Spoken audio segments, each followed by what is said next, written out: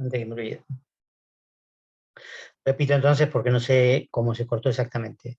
Si digo, la linealidad de los signos depende del carácter acústico del significante, la pregunta sería, ¿todos los signos son lineales?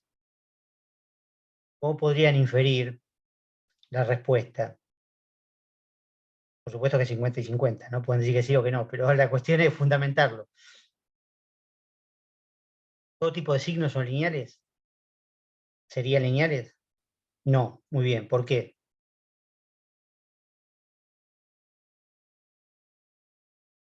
Solamente sacándolo de la definición, ¿no? Después se pueden ver ejemplos. Hay que ver, por supuesto, ejemplos, sí. Pero digo, sacándolo de la definición, no, está bien, claro.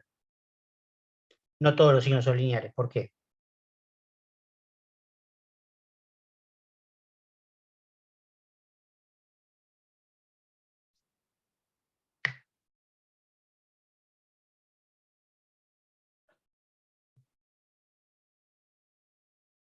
Digamos, si, está bien, la señal de tránsito, pero no digo ejemplos, sino ¿por qué no?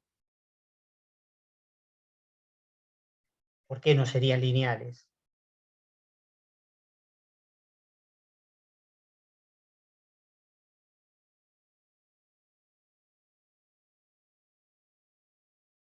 Digo, los signos lingüísticos son de carácter auditivo.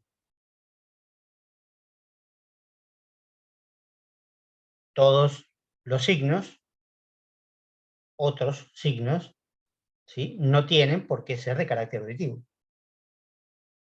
O si los signos, dicho de otra manera, ¿no? Los signos que no tienen carácter auditivo no tienen por qué ser lineales. Entonces ahí sí, por ejemplo, los visuales. ¿Sí? Por ejemplo, algunas señales de tránsito. ¿Sí? O el caso de las insignias militares, por ejemplo, ahí también.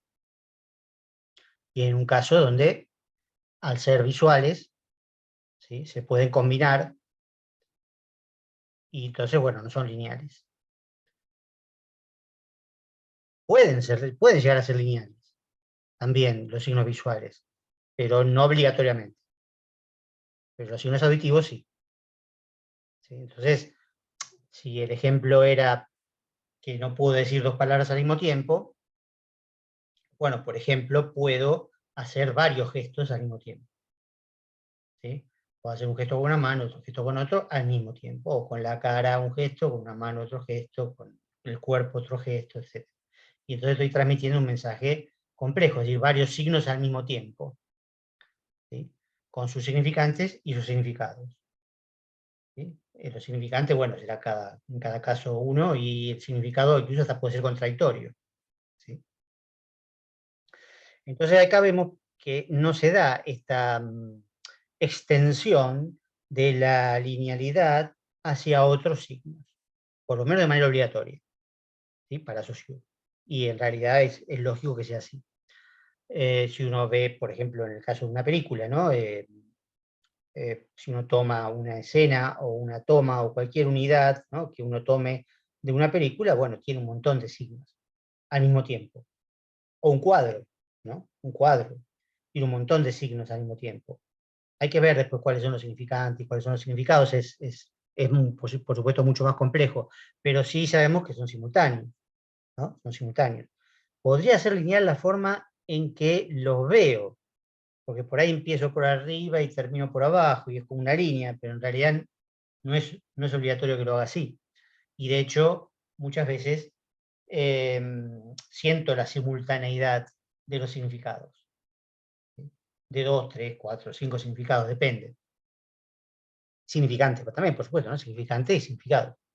Entonces ahí son simultáneos, no son lineales. ¿Sí? Linealidad es una cosa, simultaneidad es lo contrario. Y los signos visuales pueden ser tranquilamente simultáneos. Pero bueno, dijimos que esta no era tan importante. Y no es tan importante justamente porque para Saussure no se extiende a otro tipo de signos. Entonces es menos importante. Pero la siguiente eh, característica o principio, en realidad, Saussure lo llama principio, Sí, es muy importante. Y es la arbitrariedad. La arbitrariedad. Dice, los signos son arbitrarios. Y esto es un poco el pilar de toda la teoría, el pivot alrededor del cual gira toda la teoría de Saussure. Casi el concepto más importante que podamos ver dentro de lo que sería la teoría de Saussure que estamos viendo ya desde la clase pasada, ¿no? ¿Qué significa que los signos sean arbitrarios? Significa que no hay ningún motivo o razón para que tal significado se una a tal significante, o que tal significante se una a tal significado. ¿Sí? Arbitrario es casi sinónimo de inmotivado. También podría ser sinónimo de convencional. Hay que tener un poquito de cuidado con la palabra convencional. Siempre que se oponga a natural, está bien, está muy bien. Pero no en el sentido de que convencional sea producto de una convención o de un acuerdo. Porque sabemos que en el caso de la lengua no es producto de un acuerdo. Viene de generaciones anteriores y viene en realidad de siglos anteriores. Nadie nos preguntó si queríamos hablar castellano, nadie nos preguntó si nos gusta que el plural sea en ese y que el singular no lleve ese. Nadie nos preguntó, es así, lo tenemos que usar así, hasta que cambie dentro de varios siglos. Entonces, la lengua no es producto de una convención en ese sentido. Podría relacionarse con el acuerdo social de Rousseau, digamos, ¿no? El acuerdo por el cual la sociedad sale de la selva, digamos, por decir así, de la barbarie, para poder vivir todos juntos. Bueno, es también una idea totalmente imaginaria, ¿no? Pero si convencional es opuesto a natural, estaría bien, se podría decir también como explicación de arbitrariedad. ¿Sí? Pero lo más importante es la inmotivación, la falta de motivación, para que un significante lleve un significado. Como para volver al ejemplo de antes, o cualquier otro, perro, ¿sí? Si lo pensamos como imagen acústica, se relaciona con un concepto que ya lo vimos recién ahí, ¿no? Concepto de animal, vertebrado, etc. Ahora, ese concepto existe en otras lenguas también, ¿sí? Eh, pero ¿qué pasa? El significante es distinto en otras lenguas, porque no es perro. O sea, en inglés es dog, en francés es chien, qué sé yo. ¿Sí? Cane, en italiano. ¿Sí? Es decir, que no hay ninguna razón, porque si hubiera alguna razón, obviamente no habría diferencias entre las lenguas, pero también habría una sola lengua en todo el mundo, ¿sí? Que sería esa lengua que hablábamos la otra vez, esa lengua primigenia, ¿no? No existe eso. Existen diferentes lenguas. Además, eh, como la lengua cambia a lo largo de los siglos, también indica que es arbitraria, porque si no, no cambiaría. Lo natural no cambia. ¿Qué sería un signo natural, por ejemplo? Es decir, un signo no lingüístico, por supuesto, sino un signo natural cualquiera, que dependa de causa-efecto, por ejemplo, ¿no? El humo y el fuego, ¿no? Lamentable en este momento como ejemplo, ¿no? Porque, bueno, estamos invadidos por el humo de los incendios en Entre Ríos, etcétera, ¿no? Pero bueno, si yo veo humo, efectivamente es porque hubo fuego. El humo es significante del fuego como significado, pero de manera natural, porque eso siempre ocurre, por lo menos en la atmósfera, ¿no? Digamos, donde hay aire, no, fuera de la atmósfera no, pero digamos, siempre el fuego produce humo, y el humo es producido por el fuego. Siempre fue así y siempre va a ser así. No va a cambiar. Eso es natural. Eso es un signo natural. ¿Sí? O fiebre, por ejemplo, un síntoma de una enfermedad, ¿no? Tengo fiebre, es un significante. De un significado que, bueno, será una infección determinada, X, habrá que averiguar cuál, pero sin duda la fiebre está producida por algo, ¿sí? Y siempre va a pasar eso. O un fenómeno meteorológico, ¿sí? Uno, por ejemplo, baja la presión de golpe, la temperatura sube un poquito, hay mucha humedad, ¿qué pasa? Y va a haber tormenta, seguro, ¿no? Porque eso es centro que atrae tormenta, ¿no? Entonces, eso es natural. Eso es un signo natural, absolutamente. ¿Sí? Las onomatopeyas y las interjecciones no son naturales. Ahora vamos a eso. Son totalmente arbitrarias. Son totalmente arbitrarias. Lo que pasa es que Saussure se adelanta a la posible objeción que le podrían hacer, decir, bueno, pero las interjecciones o las onomatopeyas parecen naturales. No, dice él. Primero que hay idiomas que ni siquiera tienen onomatopeyas o interjecciones. Algunos idiomas o algunas onomatopeyas en realidad derivan de palabras que se fueron transformando con el tiempo. O sea que también son arbitrarias porque se fueron transformando. Y además varían según las lenguas. Varían según las lenguas porque la onomatopeya para el dolor, que nosotros supuestamente decimos hay, ¿no? Esa es la onomatopeya para el dolor, en realidad la interjección, la interjección. Las interjecciones sirven para mostrar emociones, ¿no? Las onomatopeyas son para ruidos o para las formas en que hablan eh, se comunican los animales, ¿no? Se expresan los animales. Las interjecciones, ¿no? Interjección para el dolor, hay, ¿sí? Pero en italiano es aio, en inglés es ouch, ¿sí? Entonces, también son palabras comunes de esa lengua, pero no es la misma para todos. Y no es para nada natural. Parecen naturales por el hecho de que uno siente dolor y dice ay, pero en realidad recurre a la palabra de su propia lengua, ¿sí? Y lo mismo pasa con el perro que dice wow. Wow es en castellano. En otros idiomas no es wow, ¿sí? Se dice de otra manera. Entonces pasa lo mismo. Y, por supuesto, hay idiomas que no tienen onomatopeyas o están construidos de otra manera, etc. Entonces, también las onomatopeyas son arbitrarias, y no solo eso, sino que además refuerzan la idea de arbitrariedad, justamente porque, como parecen que fueran naturales, pero no lo son, refuerza la idea de arbitrariedad, justamente. ¿Sí? Porque, bueno, yo digo mesa, lo mismo. Mesa, ¿qué es una mesa? Bueno, una mesa es una tabla, en principio, ¿no? Una tabla horizontal, porque otra forma de una mesa, bueno, la mesa generalmente es horizontal, tiene por lo menos tres patas, ¿no? Como la de los espiritistas, digamos, tiene tres patas por lo menos para que no se mueva, ¿no? Pero bueno, obviamente tiene cuatro, o más, puede tener más de cuatro, por supuesto, o caballetes, qué sé yo. El concepto de mesa es común a muchos idiomas, pero en castellano se dice mesa, en inglés se dice table, en italiano se dice tábola, que fíjense, se parece más al inglés que al castellano. Digamos que, evidentemente, los significantes varían, y los significados también, ¿sí? Porque si yo digo, aunque no se pronuncie exactamente igual, pero si yo digo nudo, y le digo, ¿qué significa nudo? Y bueno, la respuesta tendría que ser, bueno, depende en qué idioma, porque nudo en castellano es, bueno, un lazo que se hace con un hilo, o lo que sea, o una soga, ¿no? Pero nudo en italiano es desnudo, ¿no? Nudo, nuda, ¿no? Desnudo, desnuda. Ahí tenemos un significante que es prácticamente el mismo, pero con un significados distintos, en los distintos idiomas. Entonces, evidentemente, es arbitrario. Se puede extender a otros signos. De hecho, Saussure dice, de manera no del todo fundamentada o argumentada, que dice que los signos propiamente dichos son arbitrarios.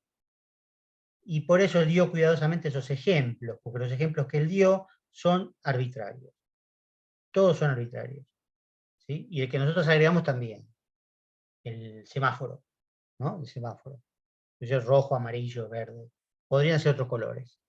Nos acostumbramos a esos colores, ¿sí? Desde ya.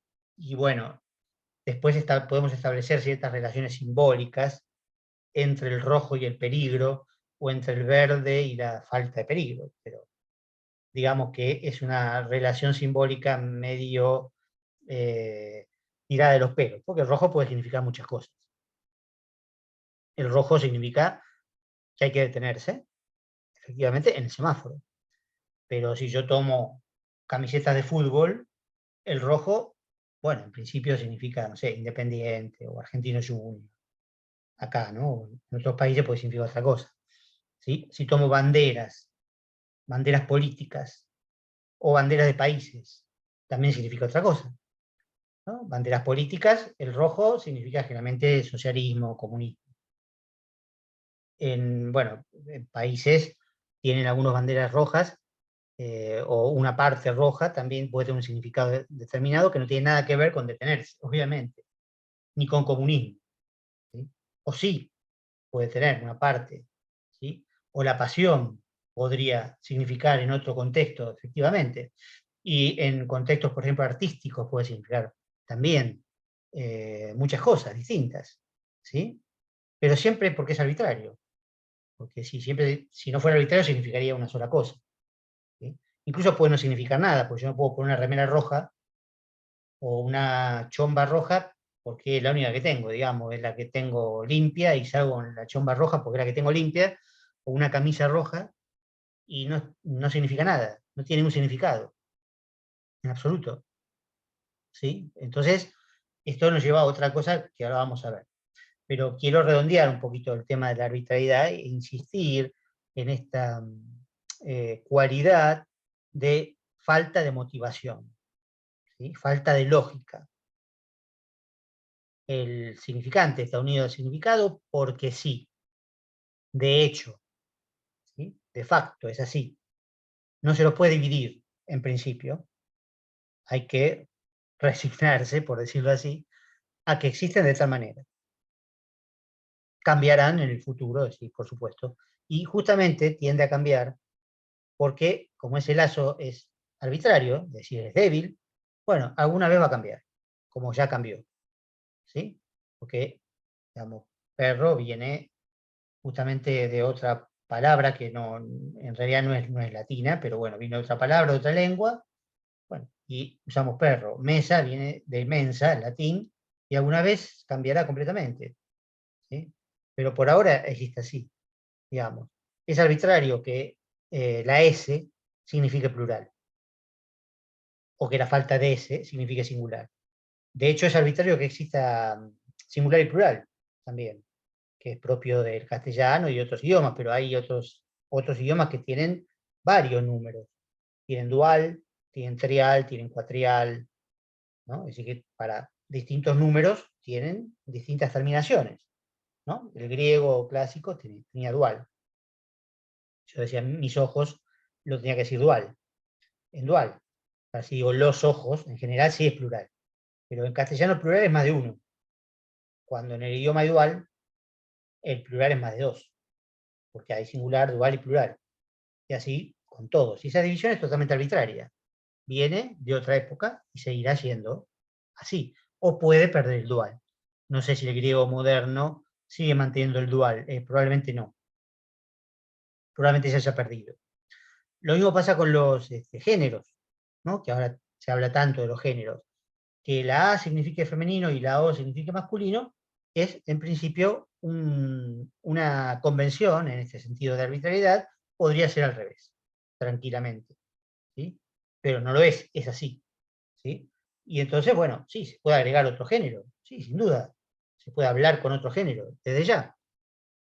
Hay que ver si se incorpora a la lengua y si todo el mundo lo va a usar, pero de todas maneras es arbitrario, ¿sí? ¿Y cómo se forma la A y la O? ¿Qué relación tienen entre sí la S y la falta de S? Una relación de diferencia, una relación de oposición. Esto es muy importante. Lo que importa es que no se confundan, ¿sí? La O con la S con la falta de S, ¿sí? Que en otro idioma, el plural, por ejemplo en italiano, el plural se forma con I, ¿no?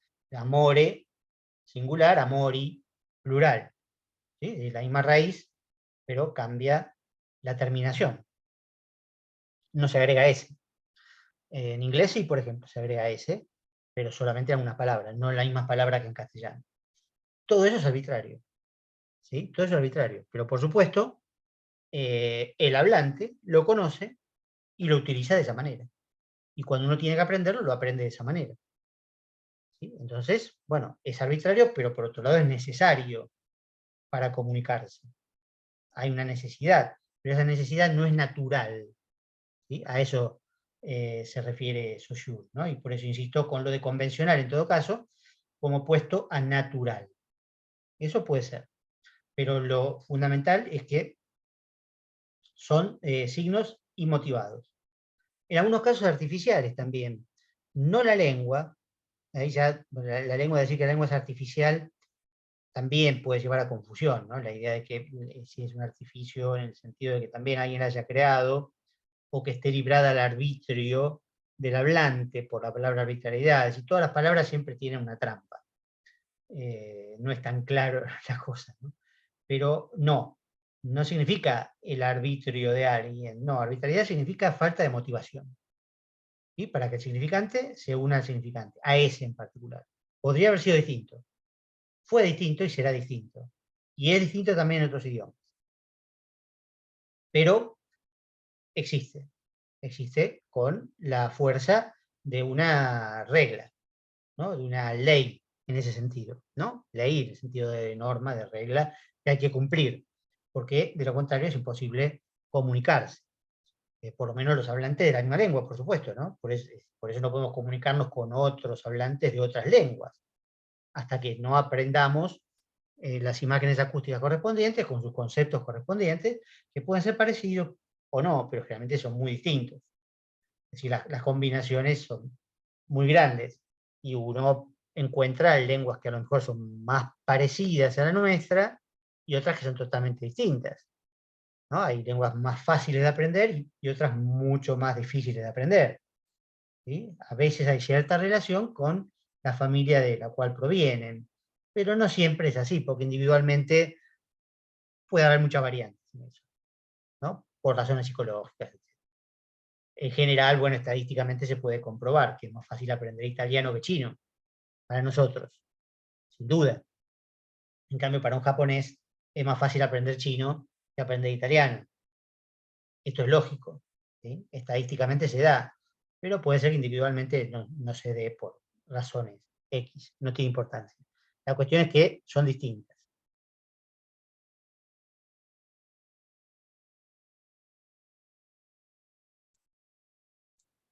Perdón, se me había salido la... Pensé que se había cortado y no era eso. Me estaba mostrando que está terminando de grabar la primera parte. Dice Saussure en un punto que hay un tipo de signo que es menos arbitrario o relativamente motivado. Y ahí viene el tema del símbolo. Pero claro, no son palabras, símbolo puede ser cualquier cosa. Ahí justamente lo que había propuesto Pablo respecto del rojo, ¿no? Como símbolo de pasión. Y sí, puede ser perfectamente el rojo como símbolo de pasión, porque bueno, hay cierta relación con la sangre, ¿no? Uno imagina el corazón de color rojo también, ¿no? Y relaciona a su vez el corazón con las pasiones. Bueno, hay ciertos significantes que pueden tener un significado no totalmente arbitrario, sino con cierto elemento de motivación, aunque no totalmente motivado. El ejemplo que da Saussure es la balanza. La balanza significa justicia. ¿Por qué significa justicia? Bueno, porque tiene dos platos, digamos, ¿no? Que se establece un equilibrio inicial, ¿no? Y bueno, se supone que en cada plato se ponen las distintas razones, ¿no? Y el mayor peso de las razones desequilibra la balanza hacia quien tiene razón. Y la justicia funcionaría con mayor razón, ¿sí? De un lado o del otro. Si quedan iguales, ninguno de los dos tiene razón, porque están equilibrados, o ambos tienen razón, pero no se puede determinar, ¿sí? Entonces, dice, bueno, no cualquier cosa puede simbolizar la justicia. Por ejemplo, un carro, dice, ¿no? Un carro no tiene ninguna relación con la justicia. Bueno, está bien, podemos admitirlo y darle la derecha en este caso. Podemos imaginar, por ejemplo, otro ejemplo muy sencillo de la paloma blanca de la paz, ¿no? No solo la de Picasso, en general, ¿no? Pero la de Picasso, bueno, también podemos tomarla como la paloma de la paz, ¿no? Pues la paloma es un bicho inofensivo, digamos, aparentemente no le hace mal a nadie, digamos, y además tiene el color blanco, que de alguna manera remite a valores positivos en Occidente, por supuesto, ¿no? Porque en Oriente el blanco es luto, así que no, nada de positivo, por supuesto. Pero en Occidente el blanco en general simboliza paz o pureza, ¿no? El vestido de novia, por ejemplo, simboliza pureza cuando es blanco, etc. Entonces, bueno, la paloma puede simbolizar la paz. En cambio, cualquier otro bicho no. El águila, por ejemplo, simboliza la guerra. Y si es negra, mejor todavía, ¿sí?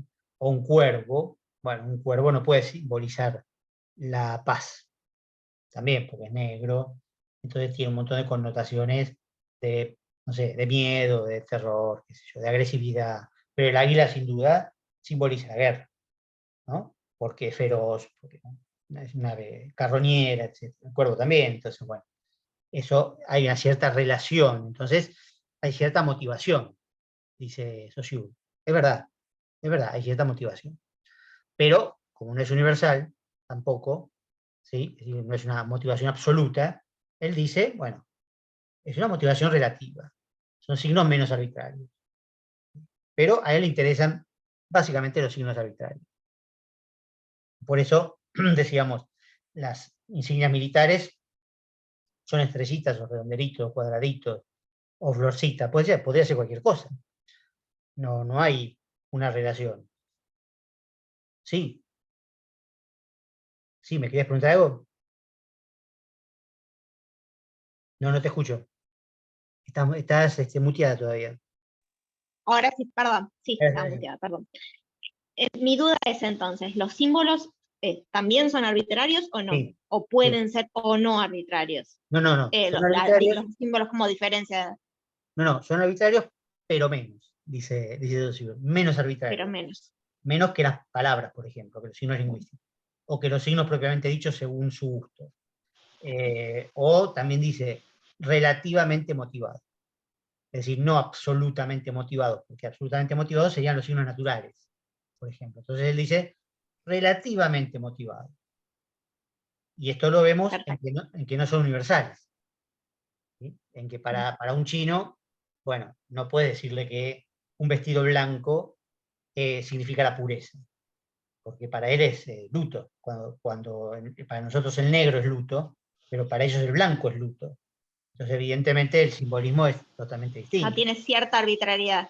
Claro, claro, mantiene cierta arbitrariedad, tal cual, exactamente, exactamente. Entonces, en ese sentido, bueno, uno podría imaginar contextos en donde el carro significaría justicia también, pero habría que darle toda una vuelta, digamos, para llegar a eso, a un contexto o a un código en donde un carro signifique justicia.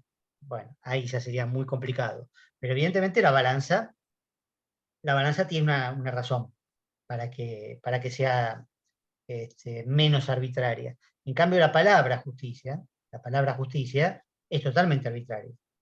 Ahí sí, la palabra, es decir, el signo del cual sale la palabra, ¿sí? Es totalmente arbitrario porque se dice de muchas maneras distintas. E incluso no existe el concepto en algunas lenguas, el concepto de justicia. O es más complicado en otras lenguas. Entonces tiene varios significantes, ¿sí? O tiene otros significantes. Entonces, bueno, por supuesto, ahí la palabra del signo lingüístico vemos que es totalmente arbitrario. ¿Sí? En cambio, la balanza, ya sea una balanza dibujada, o ya sea el concepto, digamos, la palabra balanza en cierto contexto también podría pasar, podría llegar a pasar. Un poema, por ejemplo, o una estatua, ¿no? La estatua de la justicia. En realidad, la estatua de la justicia tiene una balanza generalmente y tiene una venda, que también significa que no tiene que ver a quién le está impartiendo justicia, ¿no? A veces la malinterpreta, no, la justicia no tiene que ver, no es que no ve la realidad, no ve a las personas, ¿sí? Para la justicia todas las personas son iguales, entonces por eso tiene la venda. No tiene que ver quién es más poderoso, quién es más rico, etc. Eso significa la venda. En el caso de las estatuas de la justicia, ¿no? Y generalmente tiene la balancita en la mano, ¿no? Entonces, bueno, eso para Saussure es menos arbitrario, pero sigue siendo arbitrario también. Sí, también. De todas maneras, no importa tanto, porque lo que nos importa es la arbitrariedad como base de la lengua. de los signos. Y esto es fundamental, porque ¿qué pasa con esto? Y con esto vamos a ir redondeando. La arbitrariedad lo que hace es obligar a los signos a que estén dentro de sistemas. ¿Sí? Justamente, volviendo a la idea de que la lengua es un sistema de signos y que eso implica que los signos están muy relacionados entre sí. Bueno, ¿cómo se definen los signos entre sí? Se definen por oposición, porque son arbitrarios. ¿Sí? Porque si fueran naturales, no haría falta ninguna aclaración, ninguna relación con otro signo, ningún sistema que los contenga, ¿no? El sistema de la lengua, por supuesto, las distintas lenguas, pero también un código cualquiera, como puede ser el semáforo, o puede ser las señales militares, las insignias militares, o las señales de tránsito, son sistemas. O las camisetas de fútbol, es un sistema. ¿Sí? Volviendo a ese ejemplo, el rojo, ¿sí?, significa una cosa en un sistema, otra cosa en otro sistema, otra cosa en otro sistema, y fuera de un sistema no significa nada. Como el ejemplo de la camisa, que me pongo una camisa porque es la única que tengo y qué sé yo, no sé. O porque ese día tenía ganas de usar esa camisa y salí, pero no quiero significar nada con esa camisa. Esa camisa no significa nada, aunque sea roja. ¿Por qué? Porque no está en un sistema. ¿Sí? Que podría ser el uniforme, por ejemplo, pero yo no tengo impuesto ningún uniforme, no significa nada. ¿Sí? Los signos, para significar, tienen que estar dentro de un sistema, porque son arbitrarios. La arbitrariedad hace justamente que no podamos saber cuál es su significado automáticamente, porque el que le da significado es el sistema. Y ese significado se crea por oposición. El ejemplo de vuelta que daba antes. La O respecto de la A. No se tiene que confundir. La S respecto de la ausencia de S en castellano, o en el caso de italiano, la E y la I, ¿no? Singular y plural. No se tienen que confundir. Entonces eso quiere decir que los significantes y los significados se definen entre sí, mutuamente, por oposición, o como dice Saussure, negativamente. Es decir, cada signo es lo que los otros no son. Pero ninguno es nada por sí mismo, sino es por oposición. Fíjese este ejemplo que es muy, muy típico, ¿no? Muy, muy obvio, quizás, en algún sentido. Yo puedo decir, ¿qué significa tibio conceptualmente? Y tibio es ni frío ni caliente. La única manera de definir tibio es decir que es algo que está entre el polo caliente y el polo frío. ¿Sí? Pero a su vez, caliente también es ni frío ni tibio. Y frío es ni tibio ni caliente. Es decir, los tres elementos se definen mutuamente. ¿Sí? Y por supuesto en cada contexto será distinto, pero como concepto, estoy hablando de como concepto. Tibio es típicamente algo que no es ni frío ni caliente. ¿Sí? Pero a su vez caliente, ¿qué es? Y ni frío ni tibio. ¿Sí? Entonces eso a nivel conceptual también demuestra cómo se definen mutuamente los conceptos. Pero así pasa en toda la lengua. ¿Sí? Así pasa en toda la lengua. Como decíamos antes, perro, gato. ¿Sí? Tienen, por supuesto, distinta imagen acústica, muy distinta. Y el significado, tienen muchas cosas en común el significado, pero varía el tipo de animal que es, la familia de los animales. Es el rasgo que los diferencia. ¿Sí? Y algunos ejemplos que vimos antes, entre perro y pero, ¿sí? Entre perro y pero, la diferencia fundamental es la R con la R. ¿Sí? Entonces ahí forman dos palabras distintas. O perro y berro. Ahí la P y la B larga, ¿sí?, indican dos cosas completamente distintas. Dos conceptos completamente distintos, ¿no? Un animal, en otro caso una planta, ¿no?, comestible, que se usa en ensalada. Bueno, esa diferencia es importantísima para la lengua, pero podría ser al revés. tranquilamente. Es decir, berro podría significar el animal y perro podría significar la ensalada, tranquilamente, pero no es así. Es como es. Pero es gracias a las diferencias y a las oposiciones. ¿Sí? La O no tiene ninguna relación con masculino. Lo que importa es que se relacione de manera opositiva, negativa, con la A, que es femenino.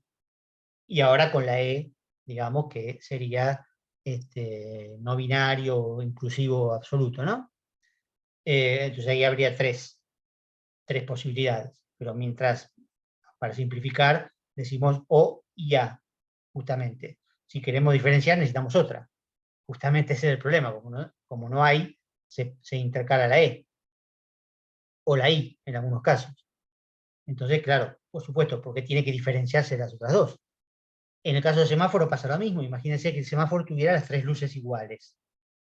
Bueno, obviamente no tendría sentido que las tres luces fueran iguales.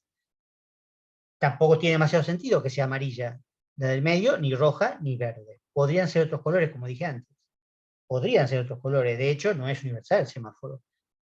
Funciona de otra manera en otros lugares. Hay semáforos de dos luces en otros lugares, etc. ¿No? Y hay semáforos de otros colores también, ¿no? Entonces, eso es un sistema, un pequeño sistema, ¿sí? Arbitrario, donde el rojo significa porque está ahí en el semáforo, y el amarillo porque está en el semáforo, ¿sí? Porque el amarillo en un cordón significa que no hay que estacionar, ¿sí?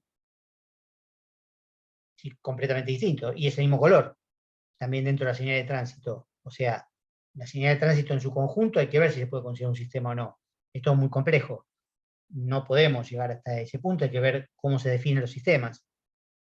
Pero quiero decir, en contextos diferentes, en sistemas diferentes, el mismo significante tiene otro significado, con lo cual ya no es el mismo significante. ¿Sí? Porque el rojo del semáforo no es el mismo rojo de la camiseta de Independiente. Pareciera que sí, pero mentalmente no lo es. Porque como tiene otro significado, también significa de otra manera. Entonces, claro, visualmente sí es rojo. Podemos suponer que es el mismo rojo en el espectro de colores, ¿sí? Que en realidad también cada uno lo ve de manera distinta, ¿no? Pero el espectro, por supuesto, es objetivo. Pero digo, al cambiar el significado, en realidad también cambia el significado. ¿Sí? Y al cambiar el significante, cambia también el significado. Lo importante, los significados y los significantes, y por lo tanto los signos, se definen por oposición al otro, al que está al lado. ¿Sí? Y al que está en su conjunto, por supuesto, porque la lengua en realidad es un conjunto de signos extremadamente amplio. Por eso yo les decía, lo podemos imaginar como una grilla, ¿no? Pero una grilla, por supuesto, infinita, ¿no? Donde cada, no es infinita en realidad tampoco, es grande, pero no es infinita. Donde cada cuadradito de la grilla es un signo. Y ese cuadradito está definido por los signos que están alrededor. ¿Sí? Pero los signos de eso también están definidos por lo que están alrededor. Y así toda la lengua. ¿Sí? Si uno toma verbos, por ejemplo, bueno, se va a cortar ahora, así que lo saludo primero y en todo caso si se corta, aprovechamos hasta el último segundo. Pero bueno, que tengan buena semana. Digo, para redondear en todo caso, el pretérito perfecto simple se diferencia del perfecto compuesto porque, bueno, tiene distinta terminación, el compuesto, por supuesto, que es compuesto, y el otro es simple, o el imperfecto, respecto del simple, tiene otra terminación, ¿no? Amé, amaba, ¿sí? Pero podría ser al revés, tranquilamente, pero no es al revés. El simple es amé, o sea, el perfecto simple es amé, el imperfecto es amaba. ¿Sí? Ahí también lo que importa es la diferencia, ¿sí? Entre perfecto e imperfecto con distintas terminaciones.